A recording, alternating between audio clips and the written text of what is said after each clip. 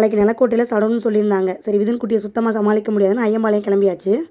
ஆனால் bridal bangle order வந்து 2-3 வந்துருந்துச்சு. சரி ரேப் மட்டும் பண்ணி வச்சிட்டா கூட போதும், நமக்கு ஈஸியாக வேலை முடிஞ்சுமேன்னு சொல்லிட்டு அதுக்கான மெட்டீரியலை மட்டும் எடுத்துகிட்டு ஊருக்கு கிளம்பியாச்சு.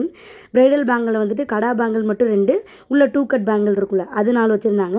அப்புறம் பொண்ணோட அக்காங்களுக்கும் 2 கேட்டிருந்தாங்க. அதுக்கு நார்மலாக கடா அப்புறம் 2 கட் பேங்கிள் மட்டும்தான். சில்க் த்ரெட் பேங்கில் பொறுத்தளவு இந்த பேங்கில் ரேப்பிங் பண்ணுவோம்ல அதுதான் ரொம்ப கஷ்டம். ஸோ அதை மட்டும் ரெடி பண்ணி எடுத்துகிட்டு போயிட்டா கூட வீட்டில் போய் ஸ்டோன் ஒர்க்லாம் பார்த்துலாமேன்னு சொல்லிட்டு தான் ரெடி பண்ணியிருந்தேன்.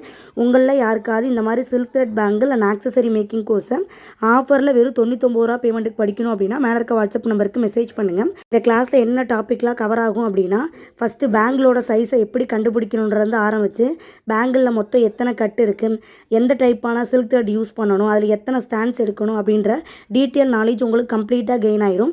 அப்புறம் பேசிக்காக வந்துட்டு எப்படி வளையல் செய்யணும், அதுக்கடுத்து வந்து 3D பேங்கிள் ஆக்சசரிஸ் ஃபுல்லாமே எப்படி மேக் பண்ணுன்ற நாலேஜ் உங்களுக்கு ஃபுல்லாக கவர் ஆகும். அப்படியே சாப்பிட்டு முடிச்சுட்டு தம்பிக்கு சளியாக இருந்துச்சு, ஹாஸ்பிட்டலுக்கு கூப்பிட்டு கிளம்பியாச்சு.